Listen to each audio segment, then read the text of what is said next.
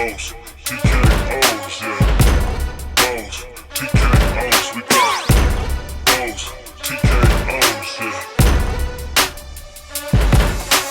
Bows, TKOs, we got bows, TKOs, yeah. Bows, TKOs. We are live, episode 141, coming at you from the valley. It's a beautiful Thursday evening, 10-day forecast in the high 70s, low 80s. I'm excited. But I'm your host, Shane Gillette, for this weekly MMA podcast, streaming anywhere you listen to podcasts with the videos on YouTube. And one hell of a show do we have today. We have fights that have been announced, PFL Chicago this weekend, as well as Gamebred Bare Knuckle 4. We will recap what turned out to be an awesome Apex Vegas 115 card and the much anticipated UFC 327. But before we jump in, rocking a new Angels shirt. Got to go back to Anaheim, see the Angels in Anaheim Stadium for the first time, really since I basically just graduated high school. So that was a lot of fun. Night one, the Angels took it to Chris Sale. He was hitting himself with the baseball. Second night, we had a Trout bobblehead night that came down to the wire and got blown out on a day game on Wednesday. But boy, was it a doozy. I had a good time. If you haven't had a chance to go out there, cheap entertainment, highly recommend. But let's talk MMA. Some fights that have been announced. Here shortly this month, April 25th, we have Marcus Buchecha in due to injury, taking on Ryan Spann. May 2nd, we have Jack Jenkins and Marwan Rahiki. That's a scrap if I've ever seen one. At UFC 328, we get Grant Dawson and Mateusz Renbecki, as well as Pat Sabatini and William Gomez. Fantastic fights. May 16th, we have Malcolm Wellmaker taking on Juan Diaz. Veterans going at it, Jeremiah Wells and Nicholas Dalby. And then on May 30th, we have Muslim Salikov taking on Jake Matthews. Moving into June on the 6th, we have Chelsea Chandler and Priscilla Cajera. June 20th, we have Bia Mesquita and Melissa Mullins. And June 27th, Abdul Rakhmak Yakeyev with a quick turnaround against Julius Walker. Now, as many of you know, we did lose the co-main event to this weekend's action-packed pay-per-view, numbered event. Joshua Van supposedly has a small injury, so they will be moving that fight to UFC 328. Definitely a big hit on the card, but there is no bad fights on this card. Then the Ultimate Fighter 34. We have the coaches announced, Daniel Cormier and Michael Bisping. I believe it's women's strawweight and men's bantamweight. We've talked about that in the past. So that is open for casting. Probably happen sometime this summer. PFL Chicago, we have that at prelims 3 p.m. on ESPN Plus, main card 6 p.m. Pacific on ESPN2. This will be going head-to-head with the UFC event. Be interested to see how many eyeballs they have on it. All right card, I guess. They have Sergio Pettis taking on 10-0 LFA alum Mitch McKee for a championship. 8-0 Jordan Newman taking on Josh Silveira. I'll be taking Jordan Newman and Sergio Pettis. We have Rafian Stotts taking on 11-0 Renato Kavalov. I'll be taking Kavalov. We have Gabriel Braga taking on Chidin Liahoa. I'll be taking Braga. Couple ex-UFCers. Viviani Araujo taking on Shanna Young. And Alexander Romanov taking on Rodrigo Nascimento. I believe they fought once before. I will be taking Romanov and Araujo. Romanov was supposed to fight BKFC with Gamebred this weekend. Gets a PFL bout instead. And he will be in RAF wrestling against Gable Stevenson that they have announced. So he's busy. But a fun card this weekend on Friday. We have Jorge Masvidal's Gamebred Bare Knuckle 4.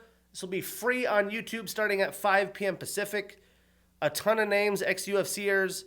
We have Ray Cooper III taking on Glacio Elizario. Luis Pena, haven't seen him in a while, taking on Miri Sadigov. I'll be interested to see Pena and BK bare knuckle fighting. We have Kara Moore taking on Niaz Ramazanov. Kara Moore, ex-UFC, as well as Landon Quinones taking on Elias Santos. Charles Rosa taking on Janoski Soho. Thiago Santos taking on Guto Inancente.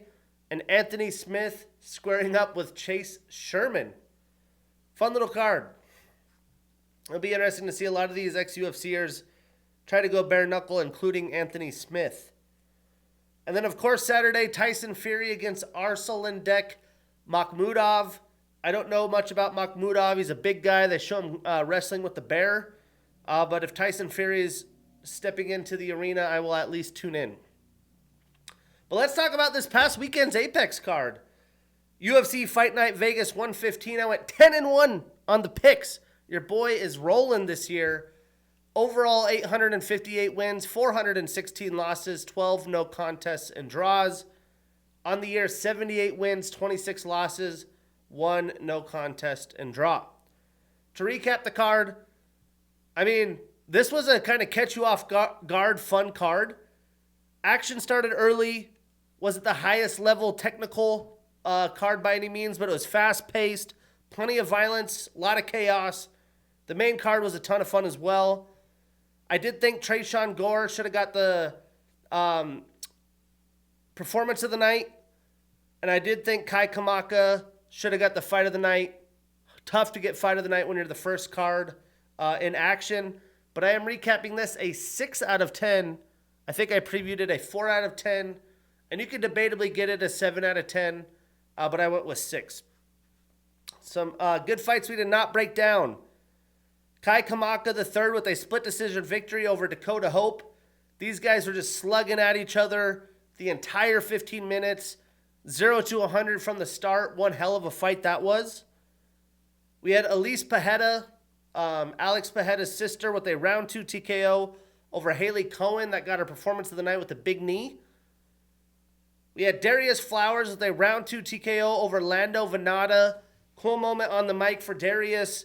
Lando hasn't been active for like 3 years. You had no idea what to expect in this fight, but they went right at it.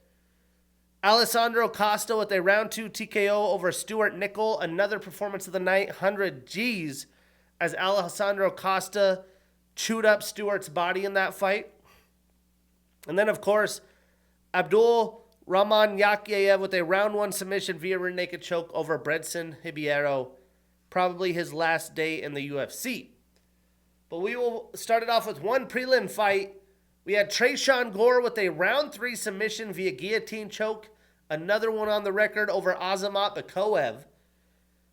And I enjoyed Tresean Gore in his run in the Ultimate Fighter. I thought he had a potential in the UFC. He's had a tough go in the UFC. Azamat came into this fight a big favorite, but you wouldn't know the way he was a big favorite by the way the fight had started. The first 2 rounds, both men were colliding and getting after it. Both men had landed some big shots, rocked each other, defended some takedowns. I did think Tresean looked more technical, and now that he's working with the MMA lab here in Phoenix, it's seeming to pay off. But Azamat was slow. He looked tired by the end of the first round. It was close in round 1, but I gave round 1 to Gore with his pressure, landing a little bit cleaner strikes.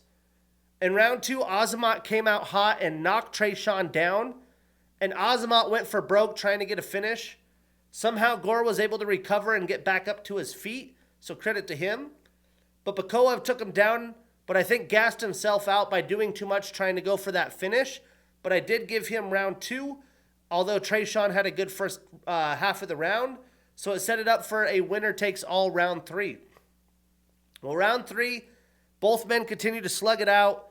Gore got a takedown, and when Azamat was building back up and going for a takedown of his own, Gore actually put him to sleep with a guillotine choke. Obviously, he's known for those. Just Tresean Gore, these stories you hear in the UFC, very impressive, hard-fought rebound fight for him after getting tagged in the second round. He had said he's practicing religion now. That's really helped him. He's been more dedicated to stop smoking weed. So supposedly he's putting all of his cards on the table to make a run. But Azamat, brutal loss for him. He just did not have the cardio, the speed, or the explosiveness that he needed to handle the pace that this fight was fought at, which was pure chaos. Again, I thought this was due for a performance. Regardless, massive rebound win for Tresean Gore. A loss here, he might have been cut from the UFC. Statistically, Azamat landed 128 total strikes, 70 significant. He was 2 for 5 in takedowns with a knockdown and 1 minute and 57 seconds of control time. Tresean landed 98 total, 78 of them significant. He went 2 for 3 with takedowns, a submission attempt, and 4 minutes and 9 seconds of control time. So Tresean ends that 2-fight losing streak. He starts a new winning streak. He's an even 2-2 since 2024. And Azamat extends his losing streak to 2. He's also 2-2 in the UFC. And where do these guys go next? I'd like to see Azamat and Brad Tavares square up. I know he's getting close to retirement. And for Tresean, how about a fight with Cesar Almeida? Moving on to the main card. What a debut by Phoenix's and Montana's own Tommy McMillen. Tommy Gunn with a round 1 TKO over Manolo Zecchini. Fight of the night, 100 G's, $125,000 bonus for Tommy in his UFC debut. And if you're not familiar with Tommy's game, this was typical Tommy Gunn fashion, because this fight turned into a complete brawl from the start. Not necessarily by Tommy's doing. Manolo charged right at Tommy, and Tommy said, if you want to scrap, I'll scrap. He used his length advantage and his knees up the middle brilliantly in this fight. I mean, Tommy landed over 70 strikes in almost 4 minutes of the fight, which is absolutely insane. And these guys are throwing with some serious heat behind their strikes. Both men actually almost gassed themselves out just by going after it. I mean, I would say Tommy had Manolo rocked 4 or 5 times. He had multiple 1-2s down the middle that hit flesh. He was getting that clinch, firing knees up the middle. He could have easily got a head lock and taken him down, tried to take his back, but he wanted to get a TKO in his UFC debut, especially when a guy's coming at you like that. He doesn't know that it was the wrong guy to do that. And I would say neither man showed much of striking defense or being confident enough. I think Tommy was confident enough he could walk through some of the strikes that Manolo was throwing to fire his own offense away and get the finish. But this was a wild fight. It's something you'd see kind of on the regional scene. You know, definitely Tommy, people are like, well, he's gassed out. Again, 70 strikes in 4 minutes. I think he did that with intention. He thought he was going to get a finish.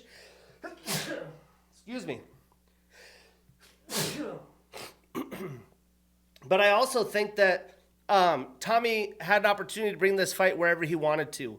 He talked about wanting to fight after the fight in the post-fight interview. Wanted to fight 3 more times this year. He's going to be must-see TV. He's lived up to his brand so far through Contender and his debut. And Manolo, I don't know how many more cracks he will have with the UFC. I really don't think he's UFC-level competition. But massive debut for Tommy Gunn McMillen. If you don't know, now you know. He's going to be a fun one in the featherweight division. Statistically, Tommy landed 76 total strikes, 74 of them significant with the knockdown.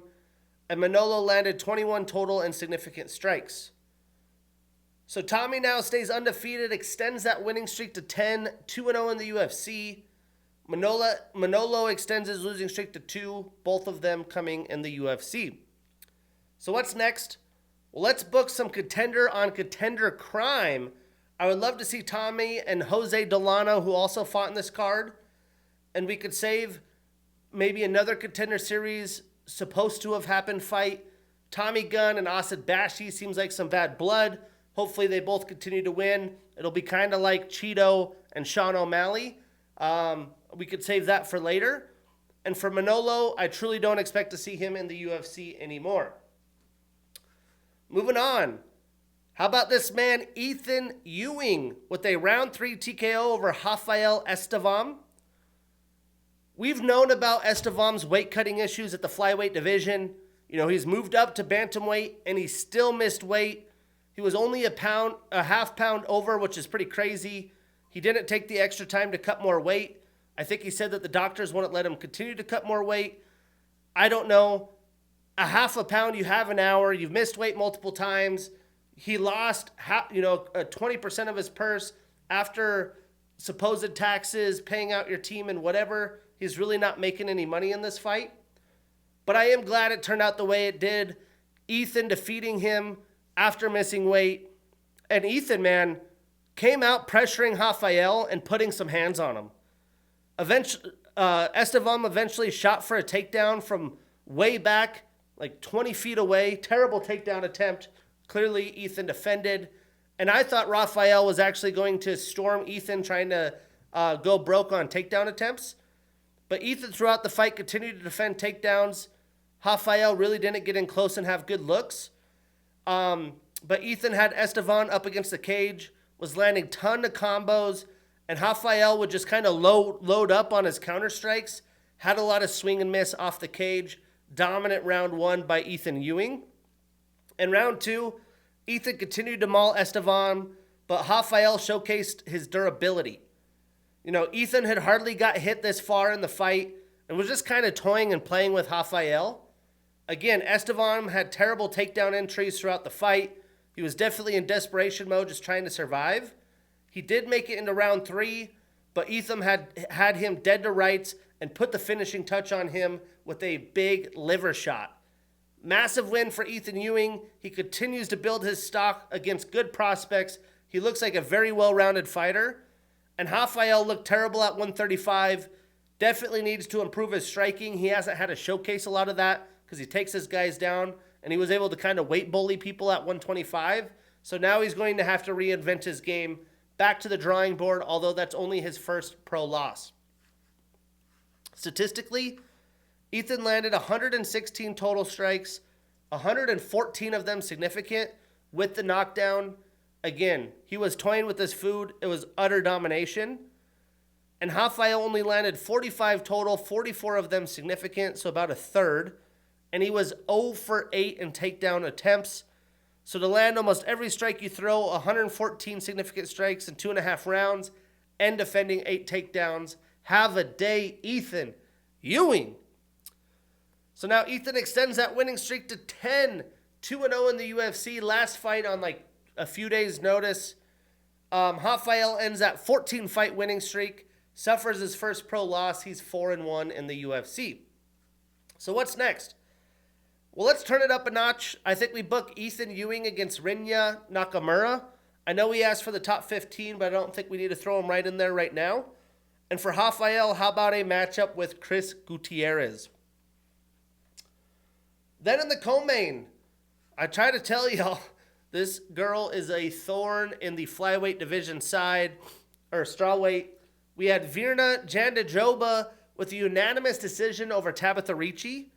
And this fight was very simple. Classic Virna. She came out aggressively, struck herself into takedowns, kind of ducks her head, big 1-2, comes in close, gets the takedown. And Tabatha, give her credit. She tried very hard to scramble, especially in the first round, reverse her, but Virna controlled her for most of the round. In round 2, Virna took her down early, smothered her. With about a minute left, Tabatha finally got back up, and Virna landed a nice straight that sat Tabatha down. They didn't give her a knockdown. I thought it should have been. But Tabatha tried to battle. Virna took her down again. Virna was controlling Tabatha, almost the entire fight. Never really got into serious submission attempt or really landed a ton of damage, which I know the UFC hates that. But I was surprised Ricci in round 3 was willing to engage because Tabatha was able to defend a takedown and she went immediately to try to get her own. Why are we trying to play the tanglement game with Virna? I wish she would have tried to get the fight standing because she never got to throw a ton of combos in this fight or use her kicks. Regardless, after Tabatha got that takedown, Virna fought back up, and Ricci was just too tired at this point.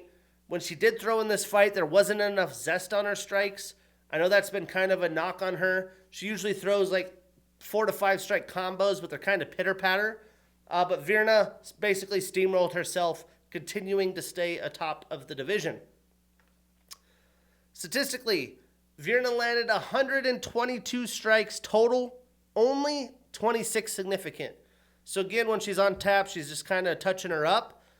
And she did get 6 takedowns in 12 attempts, 50%. That's great, with 8 minutes of control time, so a round and a half. Now, Tabatha landed 89 total strikes, only 37 significant.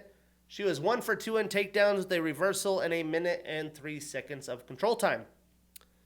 Regardless, Virna starts a new winning streak. She's 4-1 since 2024, stays at number 3 in the rankings. And Tabatha starts a new losing streak. She's 3-2 since 2024 and moves down 1 spot to number 8. So what's next? Well, Virna has really fought everyone in the strawweight division, the top of it, besides Jillian Robertson. I think that would be fun. I would rather see Jillian and Yan Xiaonan fight. So maybe if Tatiana Suarez wins, we could have grappler on grappler, Virna against Tatiana Suarez, but Tatiana has to take business against Loopy Godinez this weekend. We'll talk about that later. And Tabatha, she's going to be happy to fight anybody else in the division. Virna is not a fun opponent. I think Amanda Lemos is the fight to make for her. Another I try to tell you moment. A lot of action on Chris Duncan I saw online, but Renato Moicano with a round 2 submission via rear naked choke over Chris Duncan. Now, I am a proponent and a fan of Chris Duncan as much as anyone, but I was shocked about how many people were picking Chris on social media like Twitter, the MMA media that I respect. A lot of them were high on Chris as well, and kind of thought he would kind of stalk and walk Renato down here. And I understand Moicano isn't getting younger. He did have a very bad loss to Beneil Dariush, but I think people are sleeping on how high level Beneil is still. But he had very, very good finishes of late against BSD. That's aging better and better. A nice comeback win against Jalen Turner and a win against Drew Dober. That's just since 2024. Chris's best win was probably Terrence McKinney, and he was going to have to be in a brawl and improve his technique, and we just did not see that in this fight as I think many expected. I figured Renato would stand and strike with Chris in round 1, and that's what he did. And honestly, he dominated the first round by pressuring Chris. I thought Chris would be the fighter pressuring him, so I was a little surprised there. And Chris did a good job early defending takedowns, which I'm sure he knew was an absolute necessity, as he, the week before this fight, openly mentioned to the media how Moicano has dominated him in the grappling in training at ATT in the past. And also, I think another thing to think about here is Chris Duncan just doesn't have the technique. If you could get outstruck that way, and we didn't even see Renato Moicano be on the ground, but because these two have trained together, it doesn't sound like it was a ton, and you're not going 100% in training. There is a mental edge and some confidence that's built there, and I think seeing Renato stand and strike in this fight, he did have some of that confidence from training. But round 2, Chris was getting beat up. I mean, everything that Renato landed was clean, and then when he got the takedown, it was over. He easily got his hooks in, a little too easy for my liking, and gave Duncan a choice of, hey, I'm either going to take your neck or I'm going to sit here and smash your head in. Regardless, huge win for Renato Moicano in dominant fashion. Massive rebound for Moicano. Another wild moment on the mic after the fight. But Chris is going to be who Chris is. He's going to fight exciting fights, probably outside the top 15. There is plenty of talent in a very deep lightweight division. So I'm sure we'll see a lot more fun scraps by Chris Duncan. Statistically, Renato landed 62 total strikes, 21 of them significant. He had 1 takedown in 4 attempts, a submission attempt, and 3 minutes and 16 seconds of control time. And a couple of times Renato got in there deep, but Chris did everything he could to defend those, balancing, shucking his head. Great takedown defense by Chris. Chris only landed 30 total, so about half, 27 of them significant, and he was 0 for 2 in his own takedowns. But Renato now ends that 2-fight losing streak. He starts a new winning streak. He's 4-2 since 2024 and moves up 1 spot to number 9. And Chris ends that 4-fight winning streak. He starts a new losing streak. He's been very active. He's 4-2 since 2024 as well. But I think the days of him fighting ranked opponents are behind him now. So what do we do next? Well, Renato was very vocal on the mic after about wanting big names. He said these small names that nobody cares about. He's kind of pissed off that the UFC put him there. And I agree. He's earned it. He's a fun fighter. He brings lots of emotion. I know there's some beef with Paddy Pimblett. I think the time is now to take advantage of that, especially after that win by Moicano. It's really going to be determined. The timelines, is Paddy going to be ready to fight by the time that Renato is? But I think clearly Renato said he's willing to wait. And Chris, I would like to see him in a rebound effort against Jalen Turner. But again, the Apex, man, showing out. Renato dominating.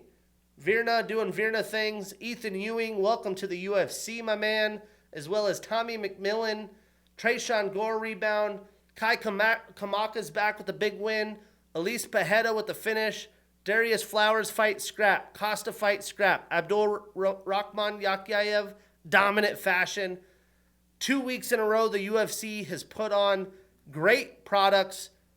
And we finally get this weekend, UFC 327 in Miami, Florida. Early prelims, 2:30 p.m. Pacific. Prelims, 4 p.m. Pacific. Main card, 6 p.m. Pacific, all on Paramount Plus. I am kind of shocked they did an early prelims, especially with the fight dropping out. Regardless, we know this card took a big hit, losing the co-main flyweight title. With that on there, I had this as a favorite of card of the year. But I do expect this to still be an amazing card. The prelims are loaded with big names, lots of ranked fights, a ton on the line. I don't think there's a bad fight on the entire card, and the main card should be absolutely bonkers. Violent, fun showdowns. I am previewing this an 8 out of 10. There's only one fight we will not break down, and it's the one that got moved that's opening the card. We have Charles Radke taking on Francisco Prado. But let's kick it off in the early prelims. We got Kelvin Gastelum, 34 years old with a 20-10 record, taking on Vicente the Silent Assassin Luque, 34 years old with a 23-12-1 record. Now, there is a theme on this entire card. A lot of these fights are complete toss-ups. The odds even showcase that. But this does have some intrigue. Both of these men have come onto the UFC scene a long time ago, but they're still in their primes at 34 years old. They have accomplished a lot, but they are kind of just trying to survive in the mix these days. They've fallen out of the rankings, probably for good. Kelvin hasn't been very active. He's been bouncing around weight classes. This isn't at welterweight, it's at middleweight. I'm not a big fan of that for Kelvin. But Vicente of late has been dominated, unless he could catch you in a choke. But nobody knows what to expect between these two. There is a ton on the line. I just want to see some fire from these guys. Like, they care, they want to fight. And whoever does show, that's definitely going to make it happen. But it's kind of a shit show. Breaking it down, Kelvin has a southpaw stance. He trains out of King's MMA with a black belt in BJJ. He has a JUCO wrestling background out of North Idaho College. He's a Rough and Ultimate Fighter 17 alum and former champion. He had the 2019 Fight of the Year against Israel Adesanya. That was inducted to the UFC Hall of Fame. And we don't even have to go back to 2019, but in those eras, Kelvin Gastelum was an absolute dog. I want to see some of that. He also had the 2014 Breakthrough Fighter of the Year. He's on a one-fight winning streak. He's 3-2 since 2023. 6 of his 20 wins are via knockout, 5 via submission. So 11 of his 20 wins are via finish, and 3 of his 10 losses are also via submission. Now, Vicente trains out of Killcliff FC. He has a black belt in BJJ and Luta Livre. He's a Jungle Fight and Ultimate Fighter alum. He's tied with Thiago Alves and Li Jingliang for second most knockouts in UFC welterweight history with 8. That's behind Matt Brown. He's tied with Matt Brown for second most post-fight bonuses in UFC welterweight history with 9, behind Chris Lytle. He has the most Bravo Darce choke submission wins in UFC history with 4. He has the second most finishes in UFC welterweight history with 14, also behind Matt Brown. And again, this fight's at middleweight. Why? I feel like they just don't want to cut the weight. Vicente's tied with Damian Maia and Chris Lytle for second most submissions in UFC welterweight history with 6. He has the fastest Anaconda choke submission in UFC history, which was 52 seconds against Themba Gorimbo. 11 of his 23 wins are via knockout, 9 via submission, so 20 of his 23 wins via finish. And he's on a 2-fight losing streak and is 2-3 since 2023. Again, this is happening at middleweight. It's a move up. I think Kelvin just kind of gave up on any kind of major weight cutting. I'm sure he still has to cut weight to middleweight, but obviously not as brutal as welterweight. I don't think he cares about moving up the rankings anymore. I think that's a damn shame. He's only 34 years old. But this really is a BJJ versus wrestling, power versus endurance and durability style fight. I think, again, whoever goes for it and actually wants to win is probably going to. I do expect Kelvin to engage first, and Kevin look to counter him, look for those choke opportunities if he comes in for a takedown and doesn't protect himself. But if Kelvin gets Vicente on his back foot early and attacks him like I expect him to, I do think he will get a win. Vicente doesn't seem like he's willing to take a lot of damage in exchange. But again, at any moment, Vicente could catch his neck, especially as this fight goes on and both men get tired. But for the sake of picking, I am taking Kelvin Gastelum, but I'm avoiding this on any parlay possible. Moving on. It's kind of a short notice fight. We have Chris Taco Padilla, 30 years old with a 17-6 record, taking on MarQuel Mederos, 29 years old with an 11-1 record. I think this fight's intriguing. I mean, two men who are just scratching the surface at their primes at 30 and 29. MarQuel was actually originally booked for even probably a tougher matchup against Nazim Sadikov, but he does get a solid Padilla on short notice. Chris is starting to hit his stride as he's nearing his prime. He's definitely strung together some very nice wins of late. And MarQuel, he's talented, obviously 11-1, but he is still fairly green in the UFC career. He's getting a big step up in competition. I do expect majority of this fight to stay standing, but if anyone goes for a takedown, I think it would be Chris. Breaking it down, Chris is an RFA, King of the Cage, Brave, and Bellator alum.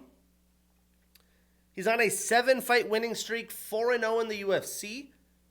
9 of his 17 wins are via knockout, 5 via submission, so 14 of his 17 wins via finish. A lot of finishers on this card. 2 of his last 6 losses are via submission, and he has a 4.5-inch reach advantage. Now, MarQuel trains out of Factory X. He's a Fury FC and Contender Series alum, and 6 of his 11 wins are via knockout. Now, I think this should be a fun, aggressive fight that's going to deliver early on in the prelims. Chris is definitely more of a technical striker, and I do think he will have the durability and grappling advantage. MarQuel is definitely green, but he's a confident striker that comes at you in weird angles. He does get a little sloppy with some of his technique, throws in spinning attacks, but I do think that Chris is going to be measured, look to counter Mederos in the first round, and the fight I expect to swing into Chris's favor the later it goes. He can't just get overzealous and get caught in a bar brawl with MarQuel Mederos. I think he's smarter than that on the winning streak he's on.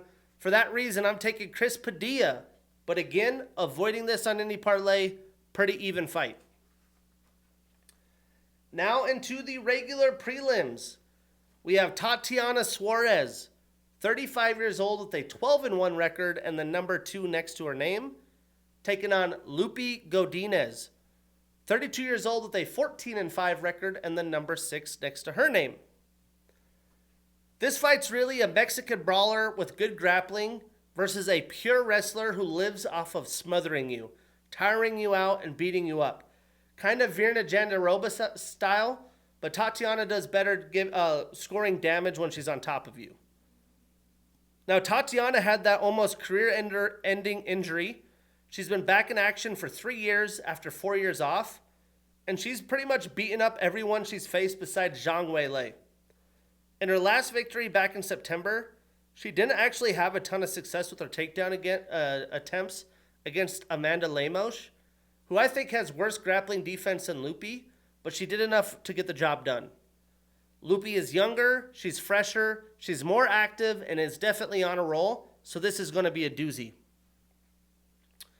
Breaking it down, Tatiana has a wrestling style. She has a black belt in BJJ. She wrestled for the Women's USA Wrestling World Team. She won bronze in the World Championships of 2008, 2010, and silver in the 2010 World Cup.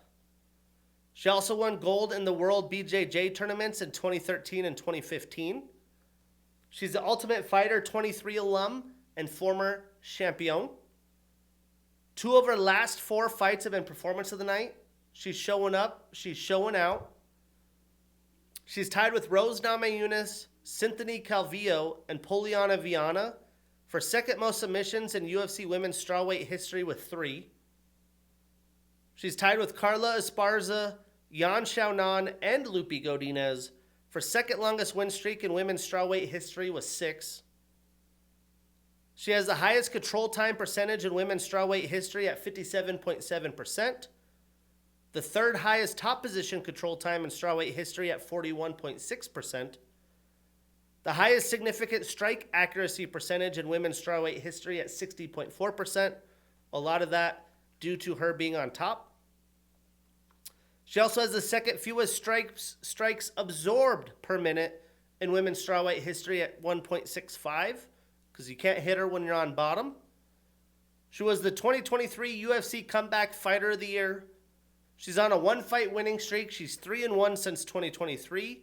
5 of her 11 wins are via submission. And she has a 5-inch reach advantage and a 4-inch leg reach advantage. Now, Loopy has a purple belt in BJJ.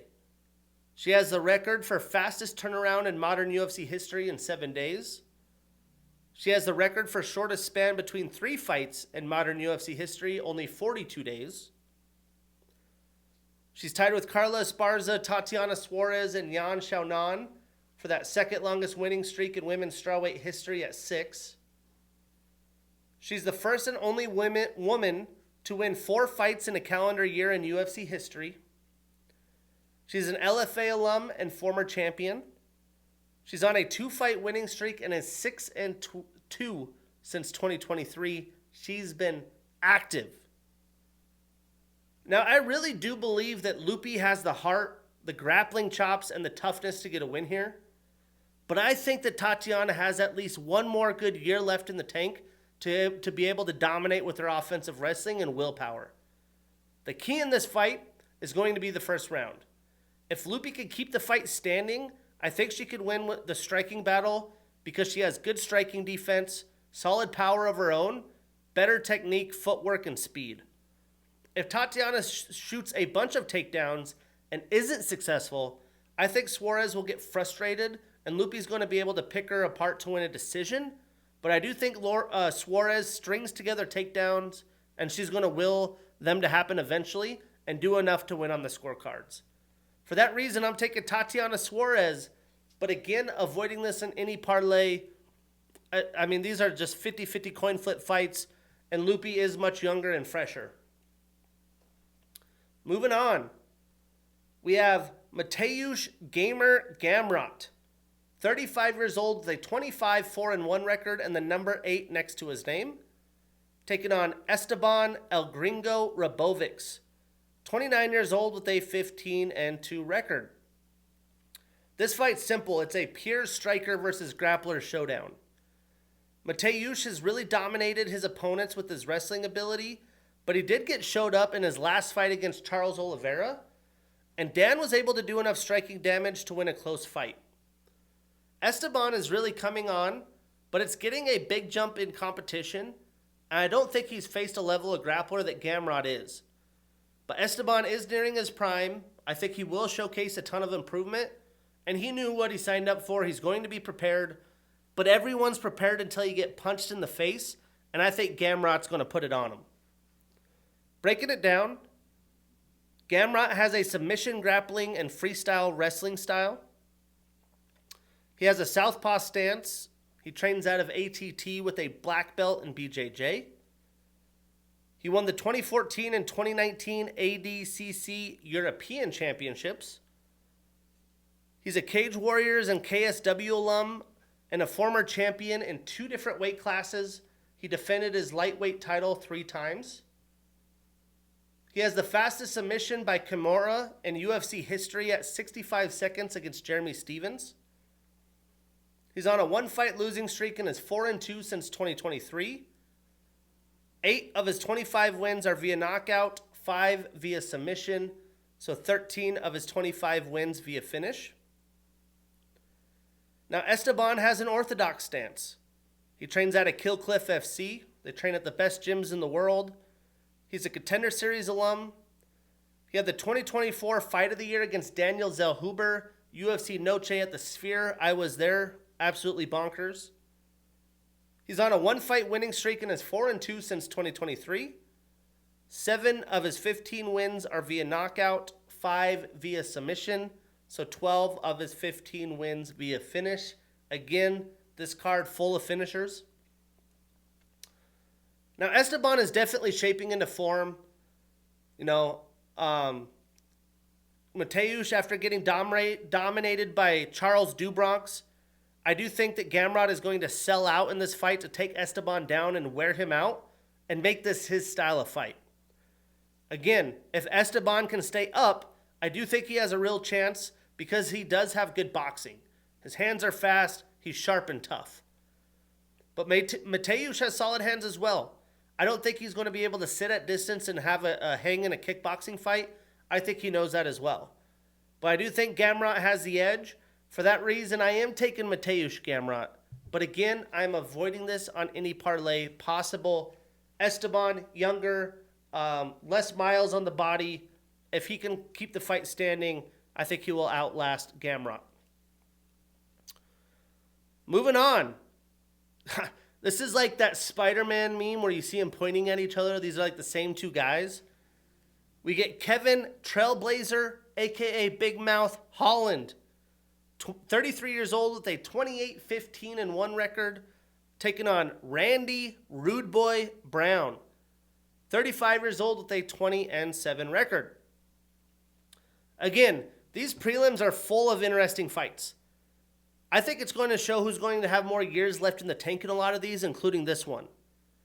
And what's involved with that is who has the fire and the will to compete, who's working hard in the gym, who's still going 100 miles an hour. In a lot of these fights, we get the younger fighters to see if the young guns are ready for the next step.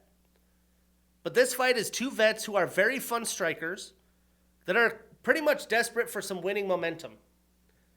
I've been betting against Kevin of late because he's really let me down, and I feel like he pick and chooses when to show up. But he is live in this fight. Randy is a fun power striker, but he doesn't really have a mixed bag of tricks as much as Kevin Holland does. And Randy is still seeking a quality win on his resume as well. Breaking this down, Kevin has an orthodox stance. He has a 2nd-degree black belt in Kung Fu, a black belt in BJJ. 2 of his last 4 fights have been performance of the night. He shows up, he shows out. That's why he gets to pay the big bucks. He's a King of the Cage, LFA, Bellator, and Contender Series alum. He has the 2nd most performance of the night bonuses in UFC history with 9, behind Charles Oliveira. He's tied with Roger Huerta and Neil Magny for most wins in a calendar year in UFC history with 5. He's always active and he always says, I'll fight the worst opponent I can for the most money. He's tied with Neil Magny for the only fighters in UFC history to have 5 bouts per calendar year 2 times. He had it in 2020 and 2025. He has the most wins in a calendar year in UFC middleweight history with 5. The most bouts in a 12-month period in UFC history was 7. He was the 2020 Male Fighter of the Year. He's on a 2-fight losing streak and is 3-5 since 2024.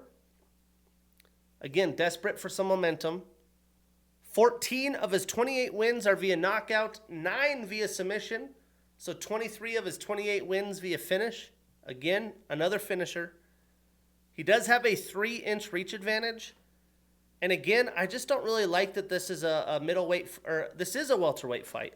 I like that Kevin Holland's staying in that division. I think it suits him a lot better. Now, Randy has a black belt in BJJ. He's a Ring of Combat alum and former champ with 2 successful title defenses. He's on a 1-fight losing streak and is 4-3 since 2023. 8 of his 20 wins are via knockout, 5 via submission. So 13 of his 20 wins via finish. 3 of his 7 losses are via knockout. And he has a 5.5-inch leg reach advantage. Kind of weird, Kevin has a 3-inch reach, but he has the much longer legs. Now, Randy got worked by Gabriel Bonfim. Bonfim is known to be a grappler first, and he didn't shoot a takedown in that fight. Randy was also caught by an older veteran in Nicholas Dalby and lost a close fight to Brian Battle. The takeaway, Randy is in his prime, but he definitely lives off fighting in space, and I think Kevin is going to test Randy everywhere and make him earn it.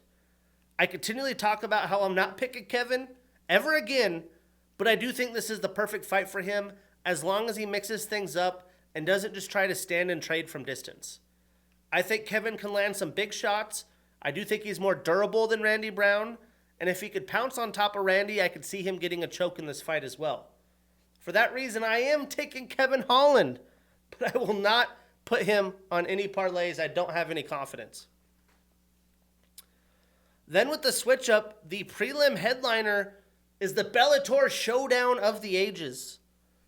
We have Patricio Pitbull, 38 years old with a 37-8 record and the number 13 next to his name, taking on Aaron Pico, 29 years old with 13 wins and 5 losses, 18 total fights. Patricio has 45. This is pretty much the Bellator battle. We get some of the OGs. Pico's been fighting with Bellator since he's been a pro. The difference is, clearly, Aaron is just about to hit his prime, and he's peaking as a fighter, while Patricio is at the end of his career. Now, Patricio's come in the UFC and impressed, the wins of the likes of Dan Ige, but he does live off of his grappling, and he's just a big load-up puncher on big power shots. I don't think that's a good game plan against Pico. Pico did have a tough go against Lerone Murphy in his UFC debut, but that's some high-level competition, and he looked good until he got caught by that spinning back fist. I just think Aaron Pico has all the tools. Obviously, the UFC still believes in him. I think this could be a coming out party. He has all the talent in the world. He just needs to put it on display. No better moment than doing it against Patricio. Breaking this down, Patricio has a black belt in BJJ. He's an Eagle FC and Bellator alum. He's a former 2-weight class champion in Bellator, 1 at lightweight, 3 times at featherweight. He had 9 successful title defenses overall, 2 successful title defenses in his first reign, 5 in his second, and 2 successful title defenses in his third reign. The guy's been fighting 25 minutes almost his whole career. This is like a Toyota with 600,000 miles. He was the second simultaneous 2-weight champion in Bellator MMA history.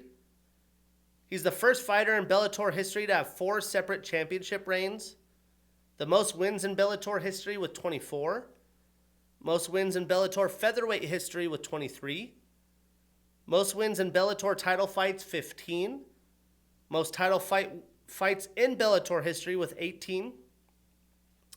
The most fights in Bellator history with 30. Most fights in Bellator featherweight history at 28. Most finishes in Bellator history with 15. He's tied with AJ McKee for most finishes in Bellator featherweight history with 13. He has the most knockouts in Bellator featherweight history with 8. The second most submission victories in Bellator featherweight history with 5. He's on a 1-fight winning streak. He's only 2-3 since 2023. 12 of his 37 wins are via knockout, 12 via submission, so 24 of his 37 wins via finish. Now, Aaron has a wrestling, boxing, and pancration style. It's like a wrestling style. He trains out of Jackson Wink MMA with a blue belt in BJJ. He has a freestyle and Greco-Roman wrestling background. He won gold in the 2013 Under 17 World Championships and silver in the 2014 Under 20 World Championships. He's a Bellator alum. He's on a one-fight losing streak and is 3-1 since 2023, 0-1 in the UFC. 9 of his 13 wins are via knockout. 4 of his 5 losses are also via knockout. So to knock out or be knocked out. But he does have a 3.5-inch reach advantage. I mean, I expect Pico to come forward aggressively. I think he'll be leading the striking dance. Patricio is going to look to counter Aaron and mix in grappling if he's getting beaten in the fight. If Aaron is patient as a striker, this could be a boring low output fight because we've seen Pico just wait and load up and try to get the one-shot kill. But I know that Pico is aware of the mission ahead of him.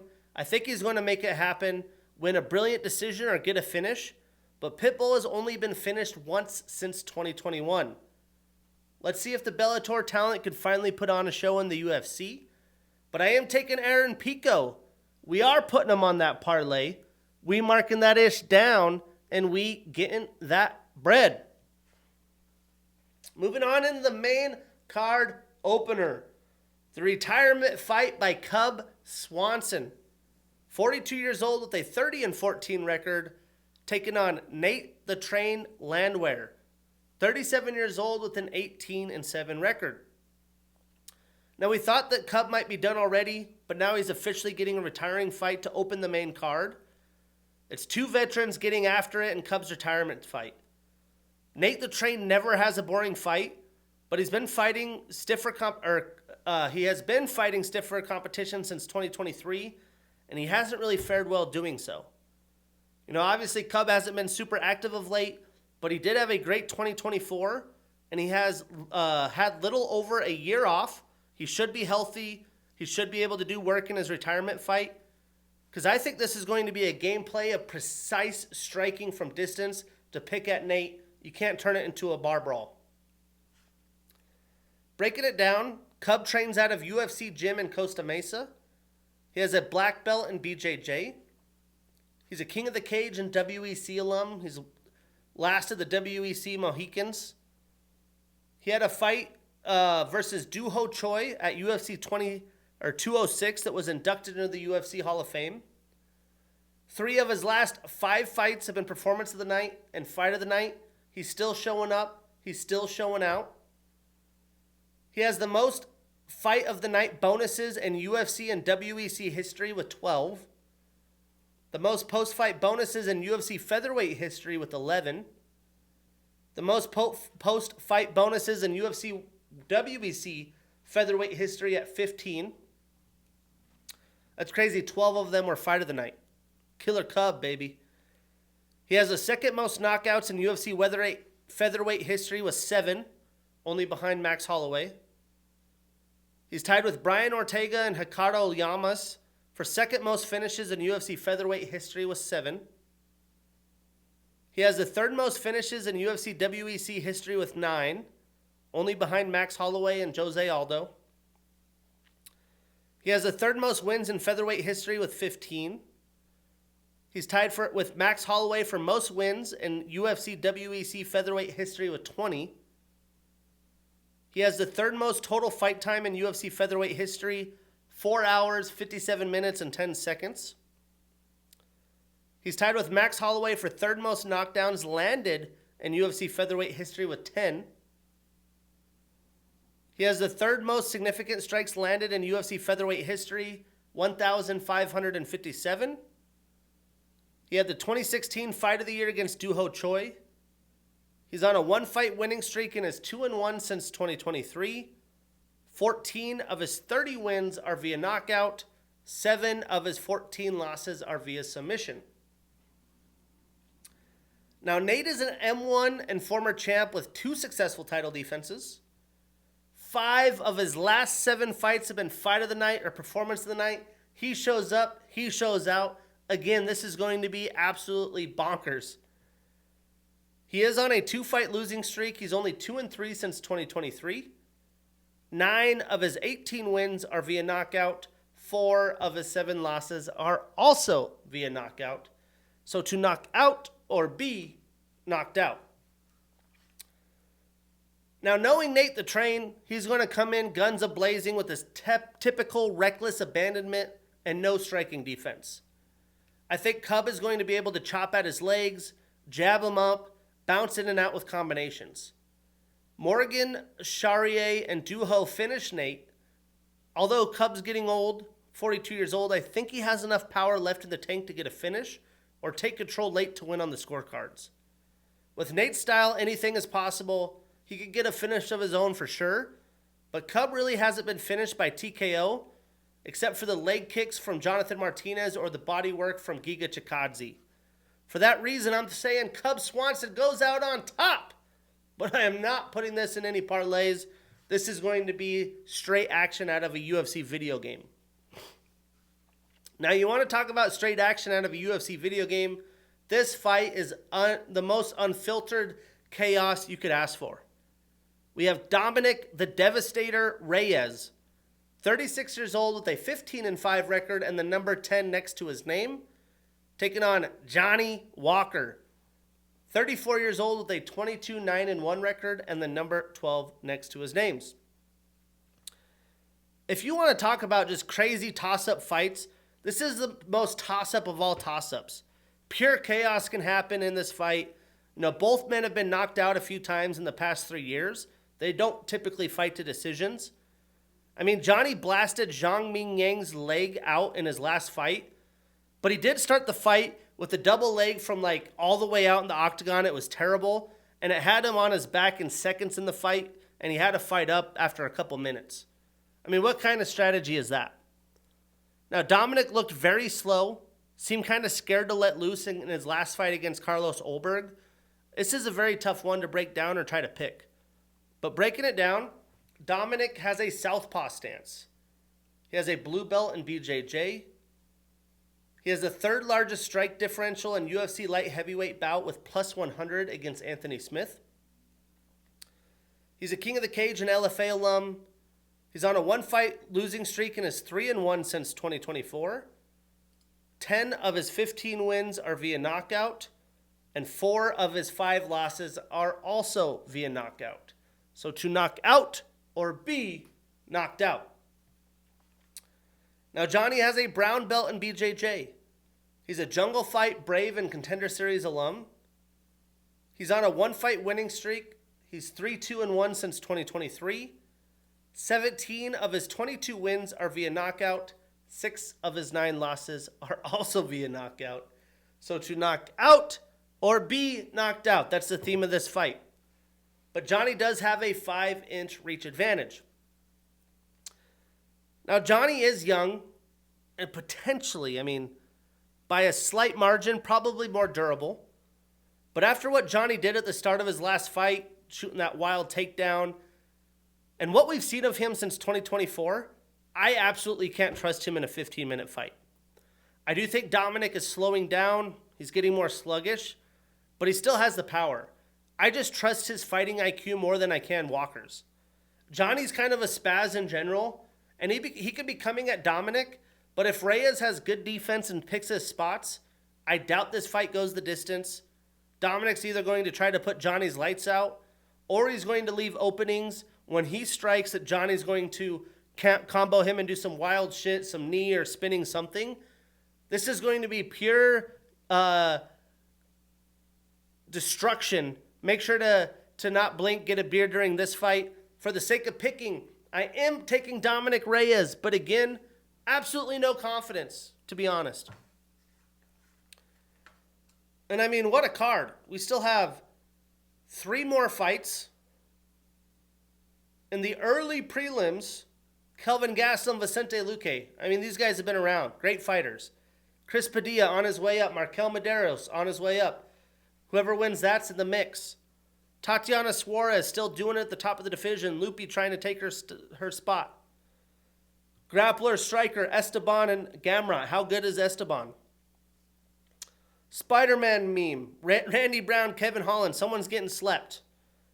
Bellator's finest. Aaron Pico, Patricio Pitbull. The retirement of Cub Swanson against Nate the fucking Train. Dominic Reyes, Johnny Walker, the spazziest thing you've ever seen. And then we get kind of a weird one. We get Curtis Razor Blades, 35 years old with a 19-5-1 record and the number 5 next to his name, taking on Josh Hokett, 28 years old with an undefeated 8-0 record. Now, Josh has definitely come onto the scene after 3 consecutive finishes.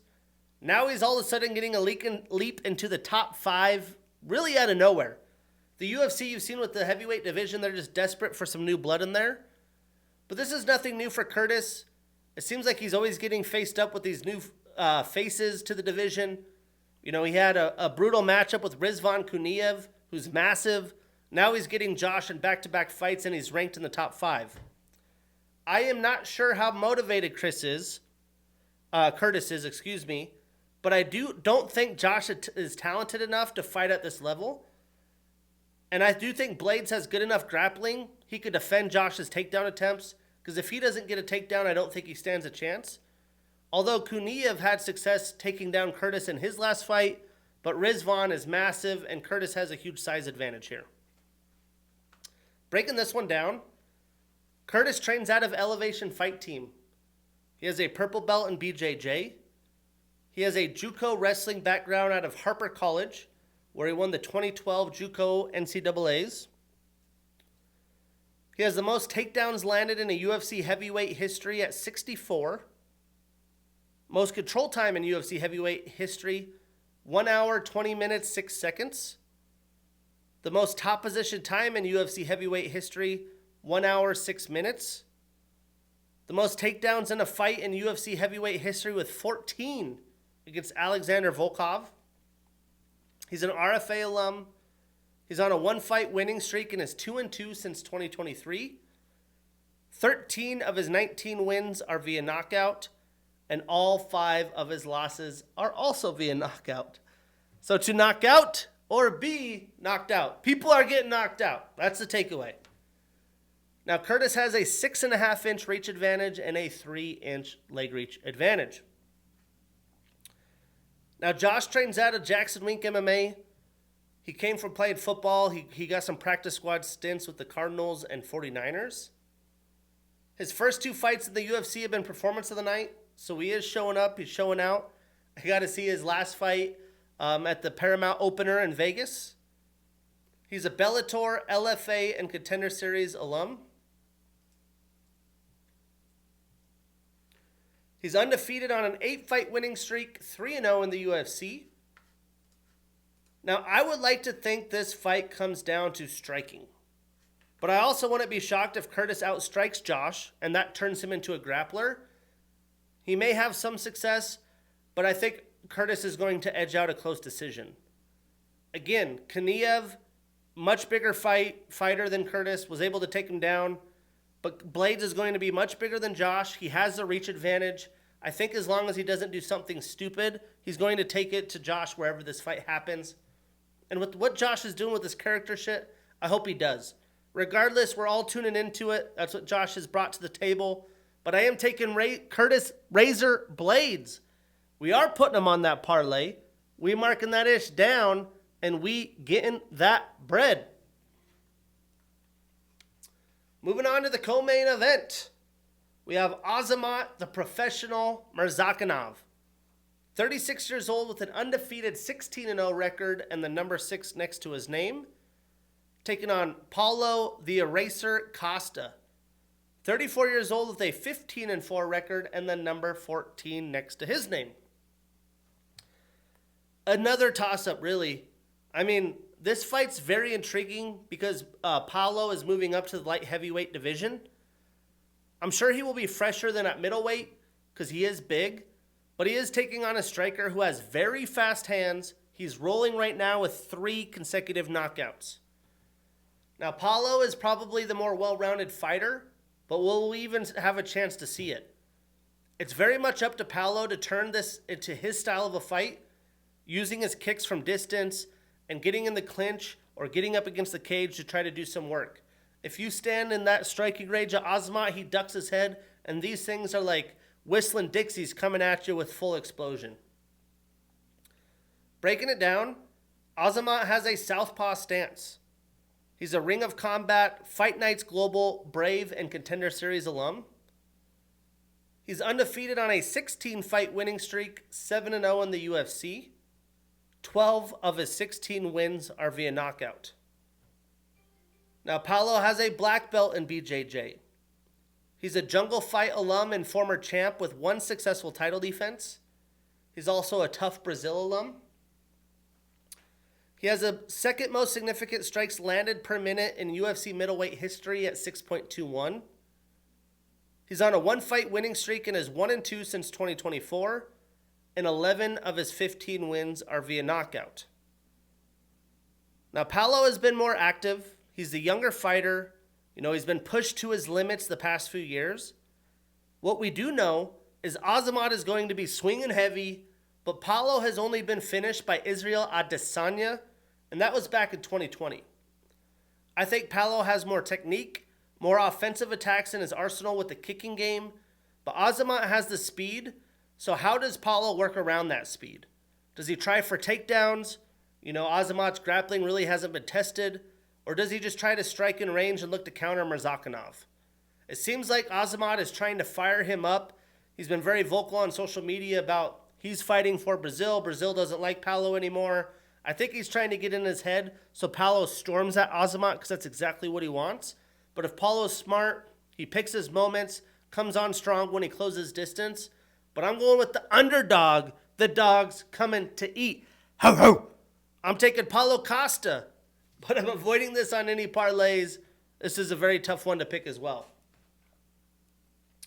And that sets us up for this fun insanity of a main event. This whole card is straight insanity. Miami is going to be wild. I wish I was there. But we have Yuri BJP Prohaska, 33 years old with a 32-5-1 record and the number 2 next to his name, taking on Carlos the Black Jag Alberg, 35 years old with a 14-1 record and the number 3 next to his name. Now we finally get the long-awaited shot of Carlos Ulberg in the title picture. It's another crack at it for Yuri in this championship fight because Yuri has blasted his competition, some very good competition at that, but he couldn't handle the challenge of Alex Pereira. He finished him in the second round both times they fought. Now, Carlos is a lot more measured as a counter-striker than Yuri, but he has good speed and power, and he hasn't suffered defeat since his UFC debut. He is more of a decision fighter, but with the way that Prohaska has been fighting of late, I highly doubt this fight goes to a decision, although it's only 3 rounds. I think Yuri is going to look to come right at Carlos and get in his face like Dubronx did against Max Holloway. Is Carlos going to be able to handle that pressure, find a strike, find the angles, or is he going to get bullied by Yuri's chaotic offense? Because he comes in you with weird, awkward angles, weird head movement. You never know what to expect with the Yuri Prohaska fight, but that's why we tune in. Breaking this down, Yuri has a black belt in Kaioshin. He is a Fight Nights Global and Ryzen alum and former champ with 1 successful title defense. He's the former light heavyweight champion, the first Czech champ in UFC history. 6 of his 8 UFC fights have been fight of the night or performance of the night. This guy absolutely shows up. He shows out. He sells tickets. He's so much fun to watch. He had the 2022 Fight of the Year against Glover Teixeira, the 2025 Comeback of the Year against Khalil Roundtree Jr. He's on a 2-fight winning streak and is 3-2 since 2023. 28 of his 32 wins are via knockout, 3 via submission. So 31 of 32, all but 1 via finish. And 4 of his 5 losses are via knockout, but he does have a 3-inch reach advantage. Now, Carlos trains out of City Kickboxing. 3 of his last 6 fights have been performance of the night. He's also showing up. He's showing out. He's a King in the Ring and Contender Series alum. He has the 3rd fastest knockout finish in UFC lightweight heavyweight history, 12 seconds against Alonzo Menefield. He has the 3rd latest submission and finish in UFC light heavyweight history, 4 minutes, 49 seconds in round 3 against Dawoon Jung. He's tied with Magomed Ankalaev for second longest win streak in UFC light heavyweight history with 9. He's on a 9-fight winning streak, 4-0 since 2024. Now, watching some film, because I'm trying to really understand who the hell to pick here. When Carlos fought Jan Blachowicz, Jan plodded forward and pushed Olberg back up against the cage. But Carlos just circled, and Jan really never let his weapons go. So Carlos has dealt with someone that's kind of has this fighting style I think Yuri's going to come out on. But Yuri's a savage. He's that samurai spirit. He's willing to eat a couple shots to deliver because he thinks he has more power. I can't wait for it to shake out. But Carlos only has 15 pro fights in MMA. He does come from a kickboxing background. Yuri has 38 professional fights and has been super active in the UFC. He has been durable, but at some point, when is that going to cave in? I also could see Carlos destroying Yuri's leg from distance early in the fight, which has been known to happen. Yuri just fucking eats it and somehow can stay standing. And that could make Yuri have a completely different fighting style, switch stances. Who knows what could happen? So Yuri, he is 33, technically 2 years younger than Carlos, but he has a lot more MMA miles on him. I think eventually that's going to cost him. It could in this fight, but I could not find the power in me to give up on Yuri. Yuri's been talking all media week how he's just going to come out, think about his offense and his power. I think he goes for broke and tries to get this done in under 2 minutes. For that reason, I'm taking Yuri Prochazka. But again, I'm avoiding this on any parlays. How about UFC 327 in Miami? All the guys with the bonuses, retirement fights, badass salesmen when it comes to putting asses in seats, and pure violence. The main event, bonkers. Co-main, bonkers. Curtis Blades, what can Josh Hokett do? Reyes Walker, the toss-up of all toss-ups. And the Cub Swanson retirement fight. I can't wait to break this guy down with you next week. Having some friends over, going to be grilling up some food. I can't wait. Because next week we're back to Canada. It's a Canadian heavy card. I'd say there's about 3 good fights, but it is a fun headliner with 11th ranked Gilbert Burns taking on Mike Malott. But that's episode, what was this? 141. I'm your host, Shane Gillette. See you next week.